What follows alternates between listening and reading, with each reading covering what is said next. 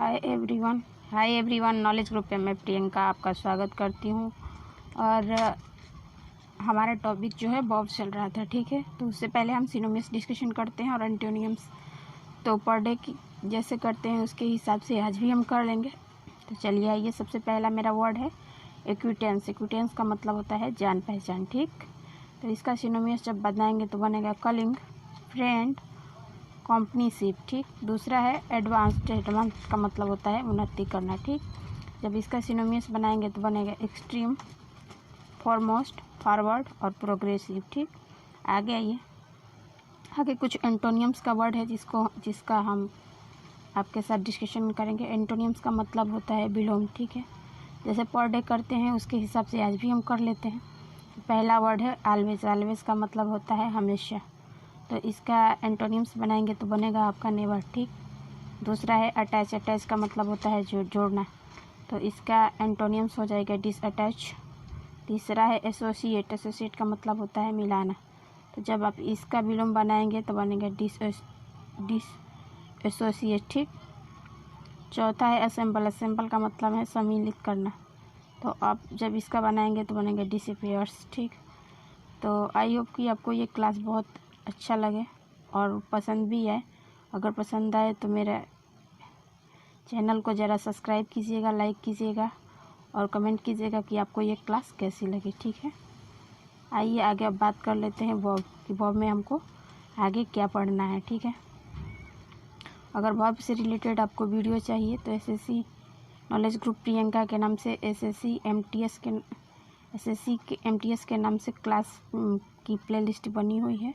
आप जाके वहाँ से आसानी से देख सकते हैं, ठीक है। तो आइए बात कर लेते हैं आज वर्ब की। वर्ब में हमें क्या जानना है और क्या सीखना है आज। तो वर्ब में हम बात कर लेते हैं जिरंट की। जिरंट क्या होता है, ठीक है।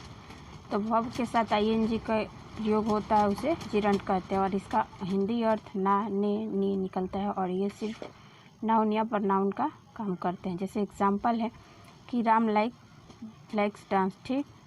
राम को नाचना पसंद है। Walking is good for health. टहलना स्वास्थ्य के लिए लाभदायक है। तीसरा एग्जाम्पल है आई लाइक यू वॉकिंग।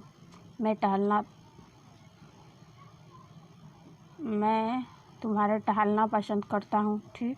पांचवा है कि my mother does not like going to move. मेरी माता नहीं पसंद करती हैं कि मैं बाहर जाऊँ, ठीक। पांचवा एग्जाम्पल है कि smoking is injurious to health, ठीक। तो देख रहे हैं ना, तो स्वास्थ्य के लिए क्या है,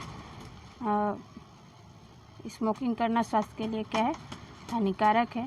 छठा एग्जाम्पल है कि थिंकिंग इज़ लर्निंग। सोचना ही सीखना है, ठीक है। तो आई होप आपको जिरंट अच्छे से समझ में आ गया होगा। तो ये थे जिरंट से रिलेटेड रूल प्लस उसके एग्जाम्पल। आपको अच्छे से समझ में आ गया होगा, ठीक है। आगे आइए, और भी इसमें रूल है जिसका हम बात कर लेते हैं आपके साथ। तो आइए जानते हैं कजेटिव वर्ब। जैसे लेट, मेक, हैव, गेट को कजेटिव वर्ब कहते हैं। पहला इसका देखिए कि यूज़ कैसे हो रहा है कजेटिव वर्ब में। तो पहला है लेट। तो लेट का प्रयोग कोई काम करने की या आज्ञा देने के लिए किया जाता है। जैसे इसका सेंटेंस स्ट्रक्चर होता है subject plus late plus object plus verb का फर्स्ट फॉर्म, ठीक। तो पहला एग्जाम्पल है कि Ram let's me play. Ram आज्ञा दे मुझे खेलने की, ठीक। दूसरा एग्जाम्पल है कि Ram is listening me dance. हाँ, तीसरा एग्जाम्पल देख लीजिए, जैसे है you have let me sleep. तुम मुझे आज्ञा दो कि मैं सोऊं, ठीक। चौथा एग्जाम्पल है कि I will let them work here, ठीक। पांचवा एग्जाम्पल है कि लेट हिम स्लीप। मैं सोने के लिए जा रहा हूँ, ठीक। छठा एग्जाम्पल एरर से रिलेटेड है। तो एग्जाम्पल है कि my mother always lets me to play cricket. तो इसमें टू का यूज़ नहीं होगा क्योंकि मी के साथ टू का यूज़ नहीं होगा, ठीक है। तो इसका हिंदी अर्थ हो कि मेरी माता हमेशा मुझे आज्ञा देती है क्रिकेट खेलने के लिए, ठीक है। तो आई होप कि आपको ये अच्छे से समझ में आ गया होगा। अब आइए इसमें दूसरा जो है कॉग्निटिव वर्ब में का यूज़ कैसे होता है हम उसके बारे में जानेंगे। तो आइए उसके बारे में हम डिस्कशन करते हैं। तो आइए जान लेते हैं कि मेक का यूज़ कैसे होता है। तो मेक का प्रयोग किसी को कोई काम करने के लिए बल देने के लिए प्रयोग किया जाता है। इसका सेंटेंस स्ट्रक्चर होता है कि subject plus make plus object plus verb के फर्स्ट फॉर्म। जैसे एग्जांपल है कि he was making me weep, ठीक। दूसरा एग्जांपल है कि he made me do my homework, ठीक। तीसरा एग्जांपल है कि I can make you love. अब आइए एरर से रिलेटेड कुछ क्वेश्चन देख लेते हैं। जैसे एग्जांपल है Sita has make me to do her work. तो इस क्वेश्चन में दूसरे में एरर है, क्योंकि जैसा कि रूल में बताया गया उसके अकॉर्डिंग आपका टू का यूज़ नहीं होगा। तो हमारा करेक्ट सेंटेंस बनेगा कि Sita has make me do her work, ठीक। दूसरा एग्जांपल है कि mother makes the servant to do a lot of work. तो बताइए, जैसा कि पहले एग्जांपल में बताएं टू का यूज़ नहीं होगा, उसी तरह इसमें भी टू का यूज़ आपका नहीं होगा। तो हमारा करेक्ट सेंटेंस जो बनेगा कि mother makes the servant do a lot of work, ठीक है। तो आपने मेक का भी यूज कैसे करते हैं सेंटेंस में ये समझा। आगे आइए, इसमें और रूल है जिसको हम जानते हैं। तो अब तक हमने पढ़ा कि मेक में आप टू का यूज़ नहीं करते हैं, लेकिन आगे रूल है जो पढ़ेंगे तो उसमें आपका टू यूज़ होगा, ठीक है।